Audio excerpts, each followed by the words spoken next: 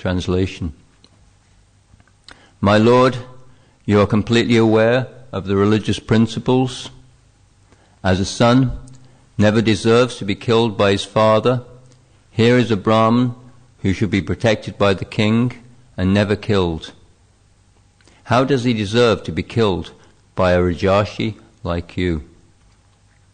The word Rajarshi refers to a king who behaves like a rishi or sage. Such a king is also called Naradev because he is considered a representative of the Supreme Lord. Because his duty is to rule the kingdom, to maintain Brahminical culture, he never desires to kill a Brahmin.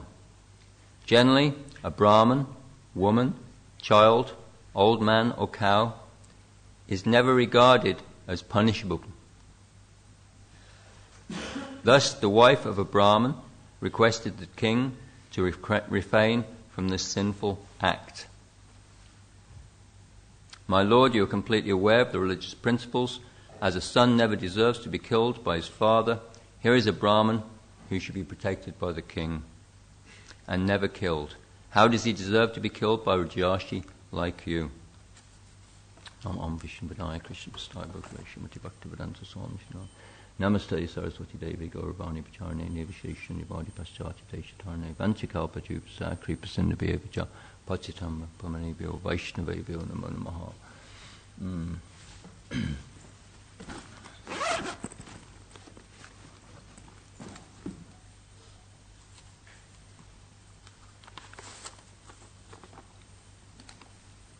I noticed this word duty here.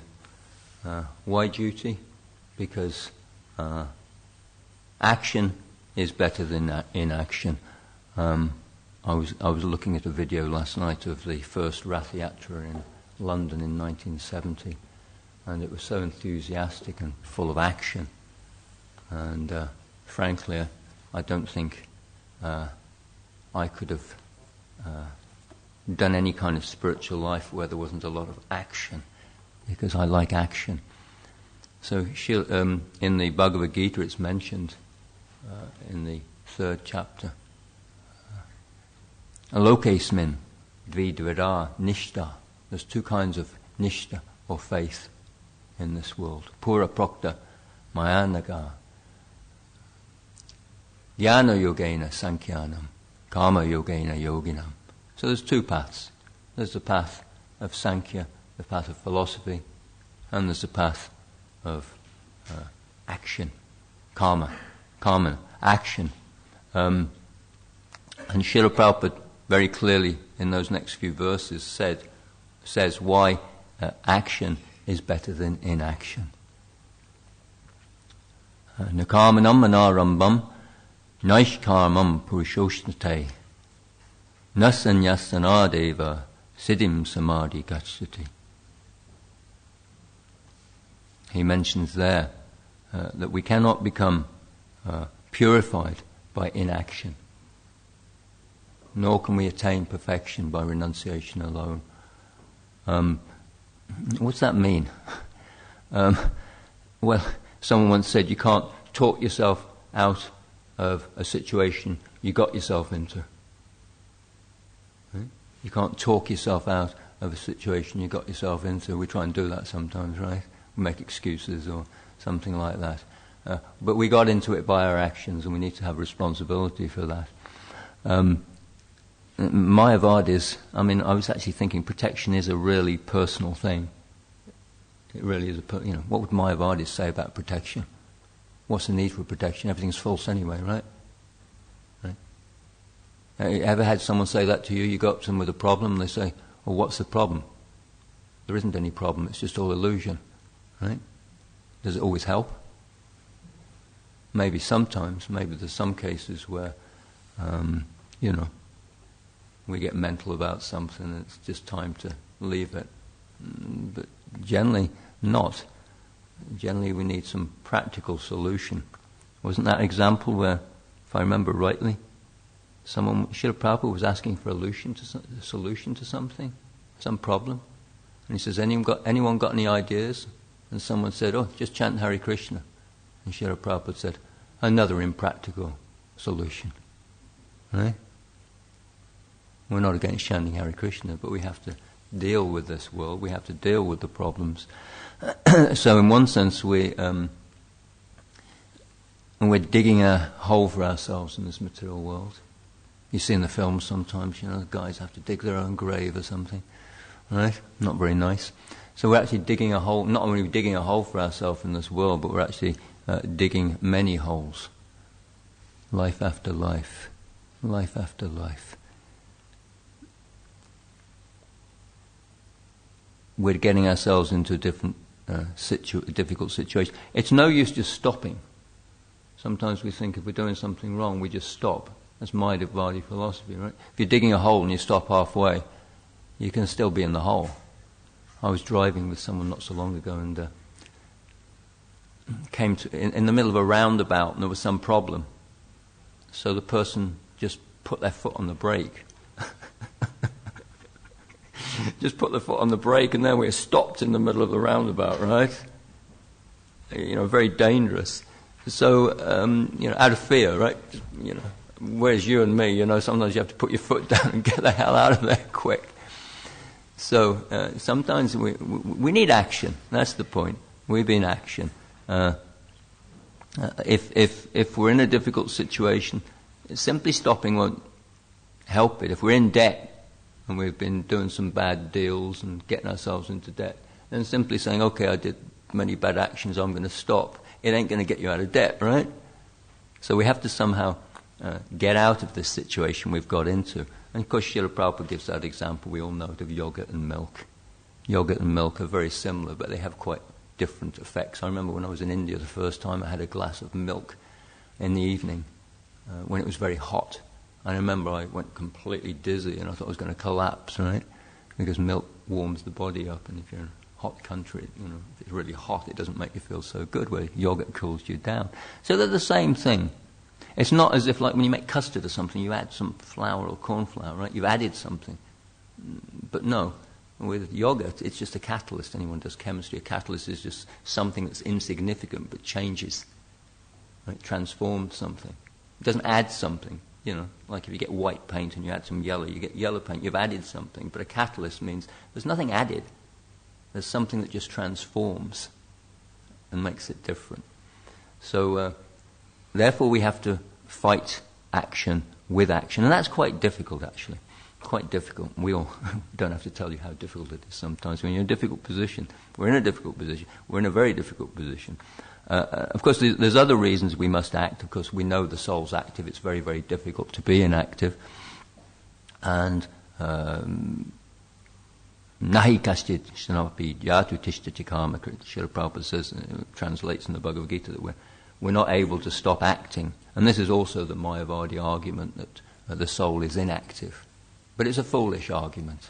We need to know that it's a foolish argument. If I should die now, there's going to be no action. If I lie there, there's no action. So people think, okay, the soul is material life is active. Material life's active, therefore spiritual life is inactive. But no, they're not seeing that the activity comes from the soul.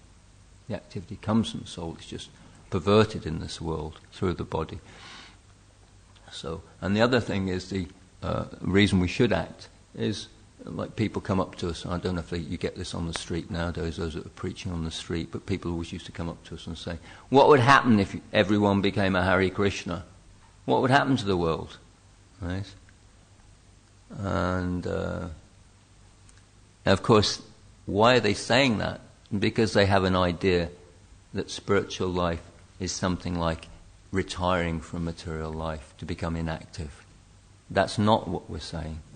And they're thinking everyone will join the temple. That's not what we're saying. Srila Prabhupada didn't want people just to join temples. When he came to the West, he had a vision how to spread Krishna consciousness, and it happened that way, that many people wanted temples. But it's not that he necessarily, it's not that we need temples. We have to stay in our position and act whatever position we're in. That's the whole Bhagavad Gita, about Arjuna wanting to go to the forest and do an activity. No, he was a warrior before the Bhagavad Gita was spoken to him. He was a warrior after the bhagavad. He was himself. There's no use trying to be someone he's not. So therefore, what was my point?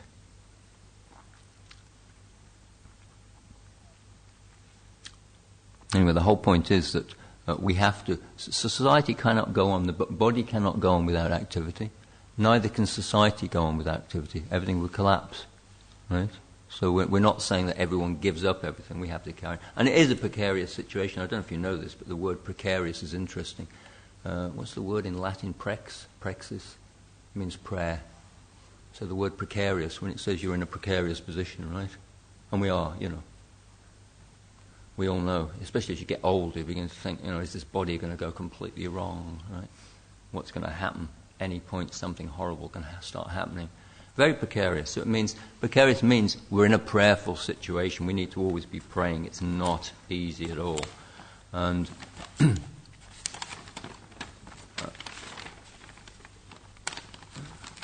very, very difficult. We're really implicated in so many things. So what do we do? That's action. How do we get out of this? Actually, I just read a quote the other day. Action is the real measure of intelligence. Action is the real measure of intelligence. It wasn't a great soul. It was Napoleon Hill, I think. Right? So that's real intelligence, not just philosophy. And the trouble is with action, as I said, it's difficult because action, we can get ourselves in a mess. We want passion. The word passion, as you know, we talk about the passion of Christ, means suffering. So it's interesting when you talk about the mode of passion causes suffering, it's there in the word itself. Passion means suffering, the etymological meaning. Passion of Lord Jesus Christ, right? So it's dangerous because we're trying to lord it over this material world. Actually, I came up with another great quote which I thought was good about how this idea of lording over the material world has really been prevalent. I mean, it's always prevalent, but, especially the last 400 years, with science started around the time of Henry, the Tudors, that kind of thing. There's a nice quote here. I would feel more optimistic about a bright future for man if he spent less time proving that he can outwit nature and more time trusting her sweetness and respecting her seniority.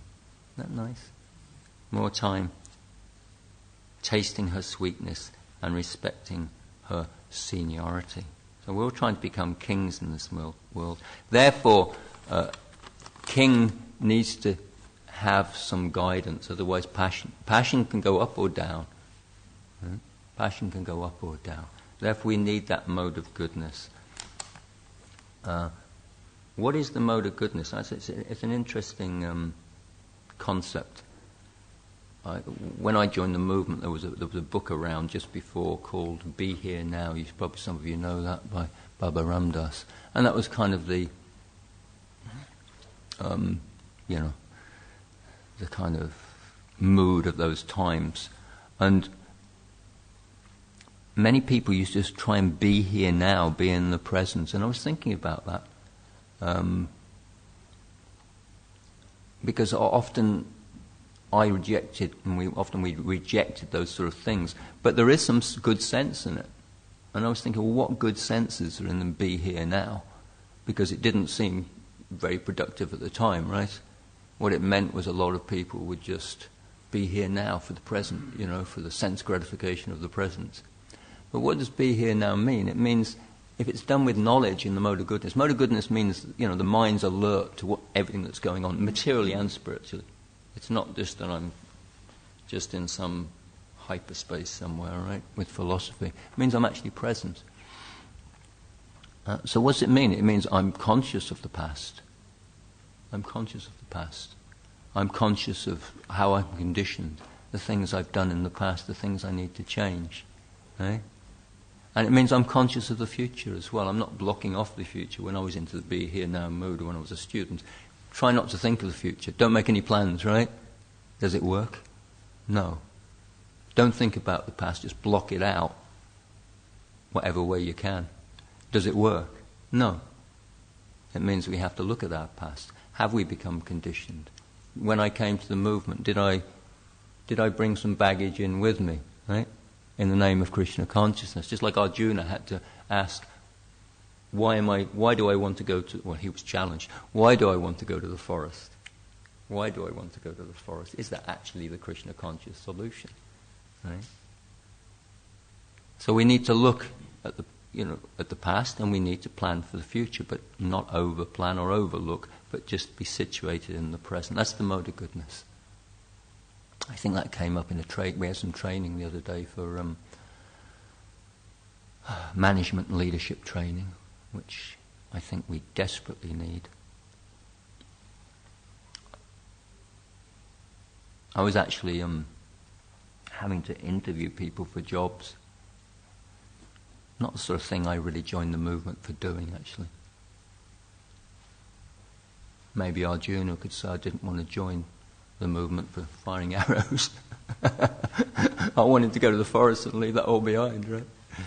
And I was actually thinking, okay, I better do some research on how to do this. So I got a book, right? And I read the book. And afterwards I thought, why the hell didn't I read this 10 years ago? Right? Why the hell didn't I do it? It really struck me that I'm living in this world, and sometimes it's like trying to swim by thrashing your arms around. It doesn't work. You see someone swimming, you don't know how to swim, you say, oh, you just move your arms around. Well, throw you in the ocean and move your arms around. See how far you get. Blub, blub, blub. Right? It's not going to work. It's so easy to imitate. But but to actually do something, we need knowledge. And that means materially and spiritually. We need to know what we're doing in this world. If we've got to act, we've got to have knowledge in all kinds of ways. Actually, reading the book helped. It was a great help. But I must admit, I was thinking, what have I been playing at? And so, we can't be headless. In the same way, modern society, the Brahman's the head. Srila Prabhupada said he made this movement. There's an emergency, there's no real Brahmins. We have to make the head. I was just thinking the head's such an important part of the body.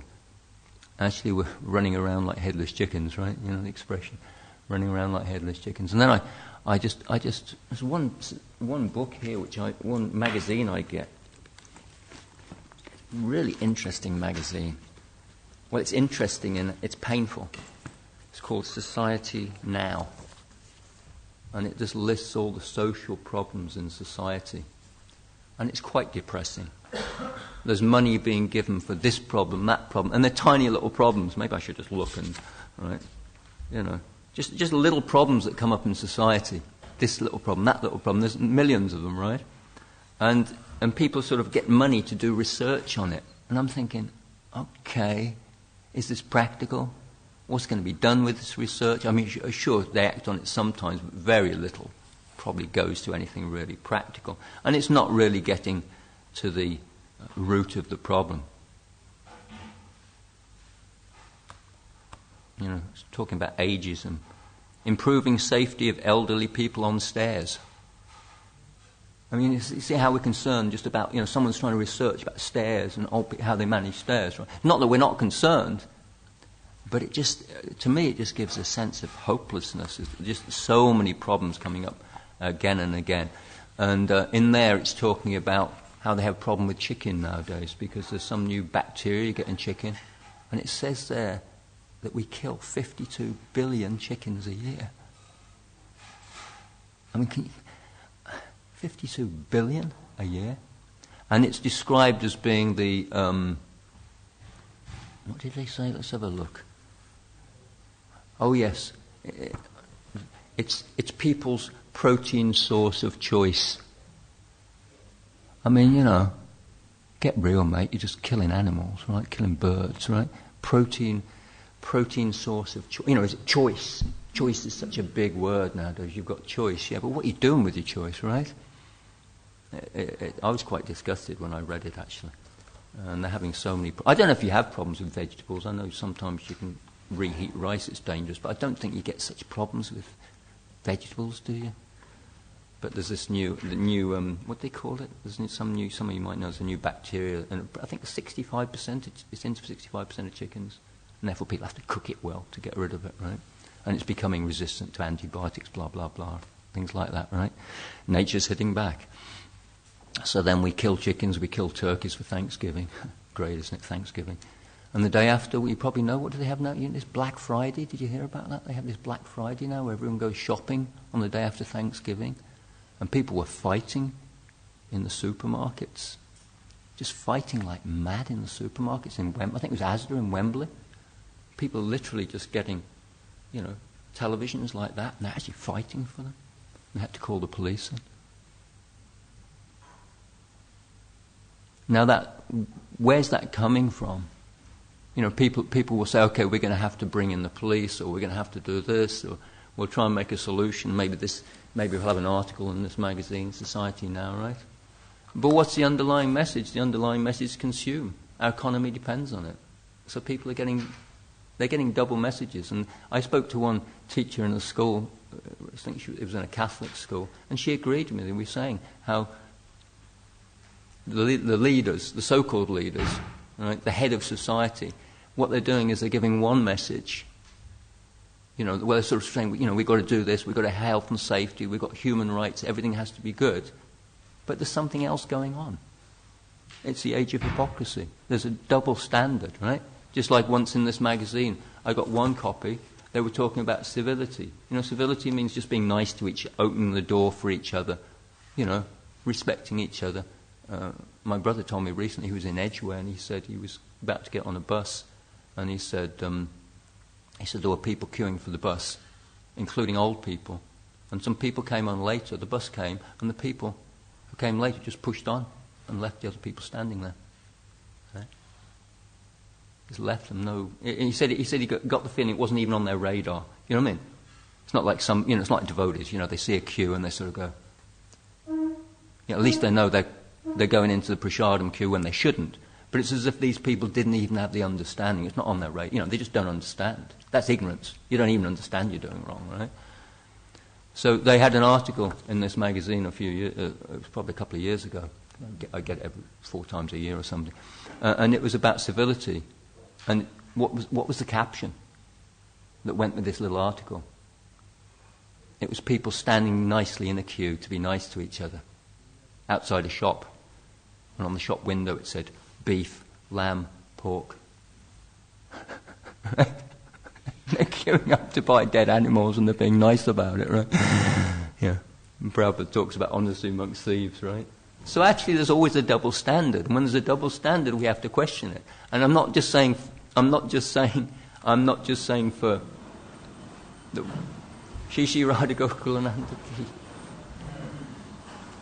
I'm not just saying that we have to criticize others, we have to look at ourselves as well. Have I got a double standard? Am I sitting here today saying something and I'm not doing it, right? We have to look if we got a double standard or we actually walk in the talk. Not easy sometimes. Therefore Srila Prabhupada wanted us to become like Brahmins. The Brahmins. Interesting, I came across a really good quote by Srila Prabhupada. He's talking about caste Brahmins. And he says they've got it completely wrong. Why have they got it wrong? Because they think the Brahmin is the body. A Brahmin's not a body. A Brahmin's an evolved soul who's in a Brahmin's body, right? But they think the Brahmin is the body. I thought that was really nicely put, right? What's the Brahmin doing think he's the body, right? Actually, I met some Brahmins when I was in Kanchipuram last time, and I thought, wow, Brahmins, respected. Krishna loves the Brahmins, so I paid my obeisances to them, right? And that kind of chilled them out really nice. Just on the street, right? I just paid my obeisances. I thought we should pay obeisances to Brahmins, And then immediately they said, no, you shouldn't do it that way. You should have your left side of your body towards me or something. So I thought, you can't please these guys, right? They're more concerned with the rules than the essence, right? Brahmanism means, we do it in Krishna consciousness. We're more concerned with the rules than the essence. But unfortunately, you can see in society nowadays, the animals are definitely not protected. children are not protected. I was quite amazed. You probably know this horrible case with Jimmy Savile and everything, and also one of his associates who was just jailed for child abuse. And amazing how someone like the BBC and so many big organisations still, they couldn't see it going on. See how strong Maya is? How powerful Maya is. Such a big institution as the BBC, some guy can still, and he's so popular and abused. So children are not being protected. Of course, we've been guilty of that probably as well.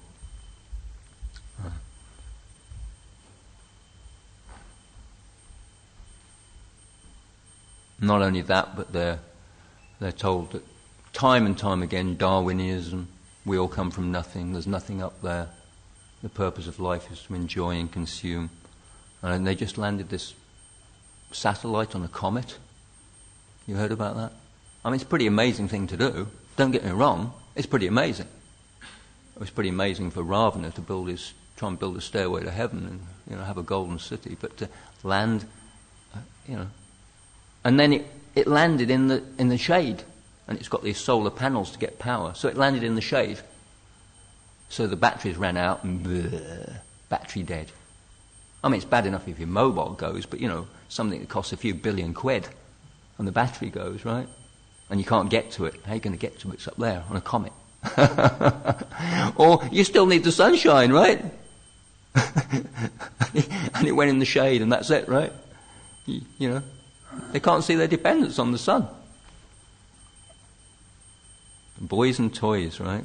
Us boys like toys, right? We like to do something good, and we think, wow, that's good. What's the purpose? What's the point?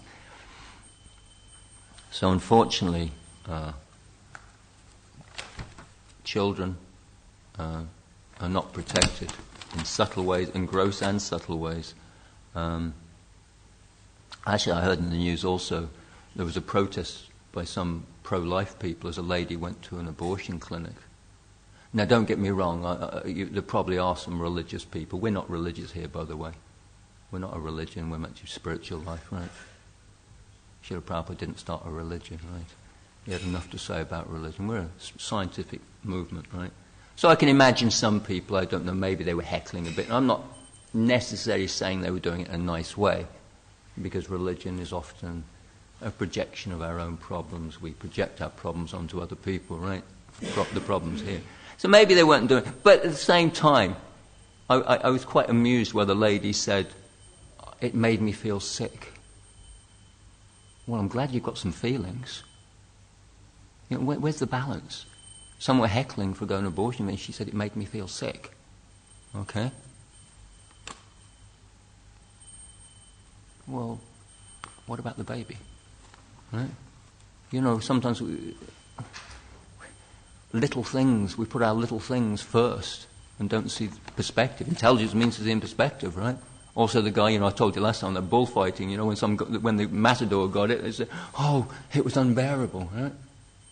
Okay, mate, it was, there's contradictions. There's contradictions all the time. Also, we say we're looking after the old, and what's happening, you probably know, in care homes. It's huge, the amount of abuse going on in care homes now for the old. So the old are meant to be protected. And we've got all health and safety. And we're so politically correct that if you tweet something, and you just say something that might be a little bit wrong, sorry, you're going to have to resign your post immediately. Right? That's the kind of society we live in. So much trying to control. And, of course, the priests also are not protected. Of course, who's a priest nowadays? Srila Prabhupada was sometimes quite scathing, right? Thou shalt not kill, and we're killing so many people, so who's the priest? Actually, interesting enough, I won't say the place, but I was at in case this is going public, but I was at a place with a huge big cathedral. The cathedral was starting to be built, I think, in 1672, and then 900, the present building, I think, something like that, Norman. Maybe it was Norman. Huge big cathedral.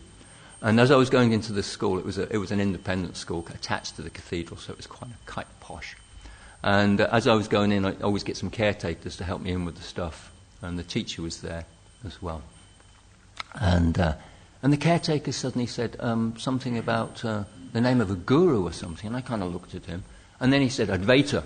I thought, he's just a caretaker, He's talking about Advaita. So then it turns out he'd been studying Indian philosophy, and then it turns out he'd been the verger in the cathedral. This is a huge cathedral. They just spent 8 million quid on it, renovating it. He'd been the verger. You know, the verger's the guy that kind of looks after it, right? And he'd been the verger there for 17 years, but then he became disillusioned. And now he was getting into this Mayavadi philosophy. So I mean, normally I like to be pretty reserved, but I just had to take my Bhagavad Gita and give it to him at the end, right? So the priests, they're confused. They're not, there's some very nice ones, but they're confused. They don't really give the answers. So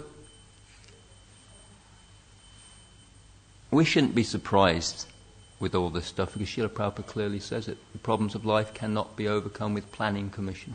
Right? He talks about that, all these plans and everything. They look very good. They look very nice, but they're not going to work. Okay, so that's why we need to get Srila Prabhupada says the only solution is Brahminical culture. Now we might say, okay, we're transcendental. We're Vaishnavas, we're transcendentalists, right?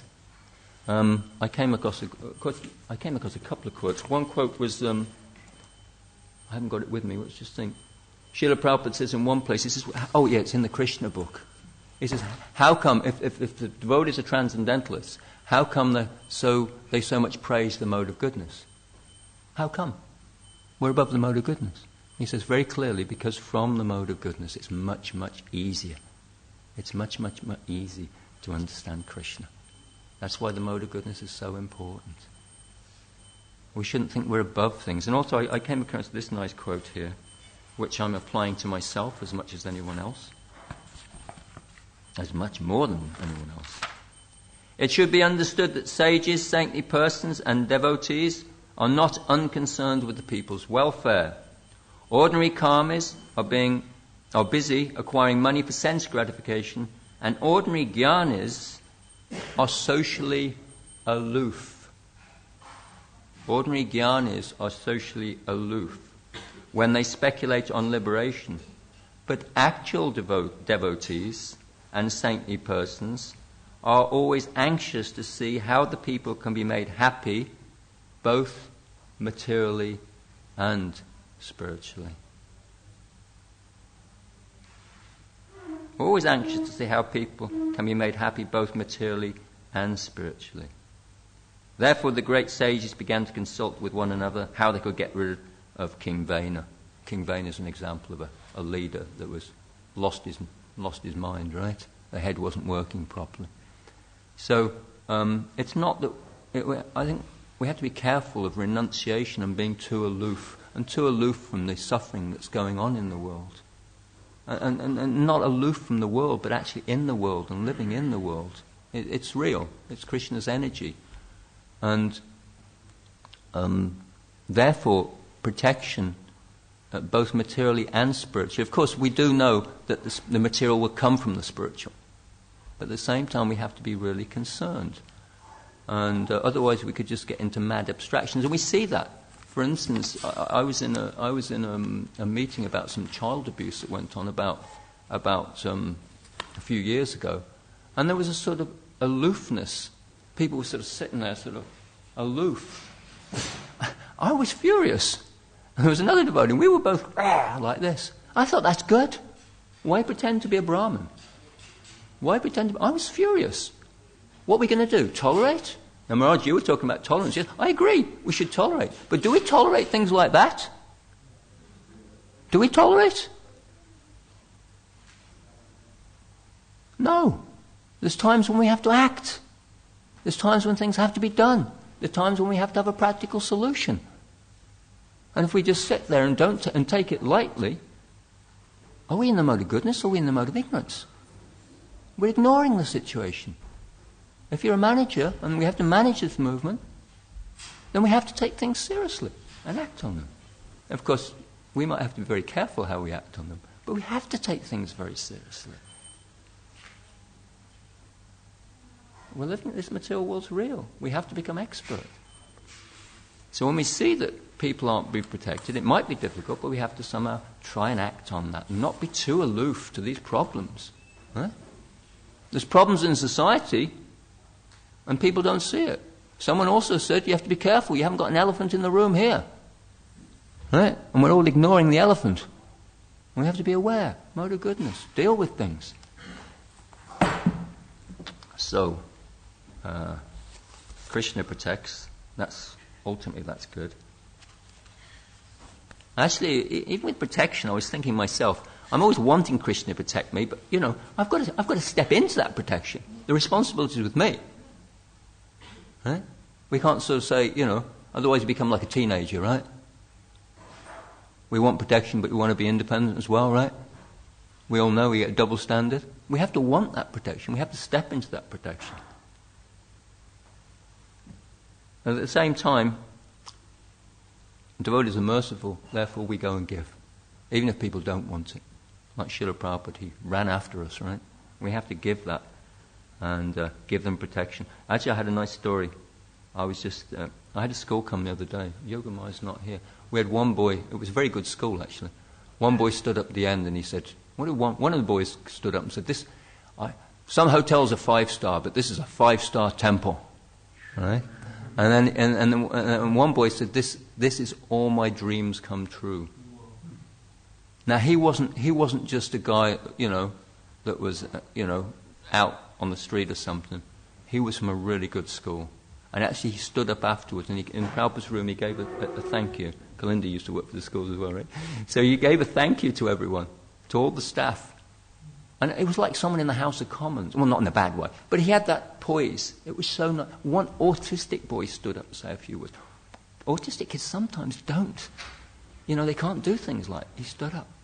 Right? And then, so we had all this, and it was quite amazing. Actually, that time we had a kirtan. I forget who led it, but someone led a great kirtan. My staff did. I was away that day. My staff did a great job. The kids had a great time. It was like 10 out of 10. They just loved it. And then I was coming through, afterwards, I just came, I was in the car park. As I was coming, someone came up and shook my hand. He says, "You don't remember me." He said, "I was at Falconer School." Falconer is a special needs school, just in Bushy. It's quite sad going there, actually. When you work with special needs, people with learning difficulties, it's sort of, for me, there's something special because you see the situation of the soul, right? It's almost like forced to look in their eyes and, appreciate. And we have a lot, it's amazing, they love it when they come here. Some of them, the teachers say, I've never seen them so animated or so alive or so relaxed, right? You just get such... And this boy came, he shook my hand and he said, when I came here, it opened up a new world for me. He said it opened up a whole new world for me. He says, I've now managed to see where all the negative things in my life can become positive. Amazing. And then there was a devotee that was looking after him. He said, that person has made me believe in myself. It's made me believe in myself. And I was so touched, right? Because you know what it's like when we're preaching. It's hard work. And to get a little bit of feedback. So yes, there is definitely a lot of hypocrisy in the world. There's a lot of double standards. The world is going to hell. We might criticize, but our job's not really to criticize. It is sometimes to protect, but our real job is to look and look at ourselves. Am I actually getting these standards? Am I actually protecting people? And let's try and do more to help. Srila Prabhupada actually... It's my upbringing, but being brought up in England, I just like one quote where Srila Prabhupada said, who quoted that? One devotee quoted it. He said, Srila Prabhupada said, there's only two places where you can be a gentleman or a lady. He says, in India or in England. In England. So he appreciated. He took the best of everything. Srila took the best of every culture and added Krishna to it. So he also mentions that if someone's going to walk over a cliff, and would a gentleman or a lady let them do that? He wouldn't let them do it. So our job is to try and just add to what's already there. Actually, there is culture in this world. There is culture. People have all got some spark of Krishna consciousness, and all we have to do is find that spark and fan it Right? We're not here to criticize. We're here to find the spark. Give them an opportunity, and then fan that spark so that it can actually be happy. And tell them they're not the body. That special person who we can believe in. Any questions, please?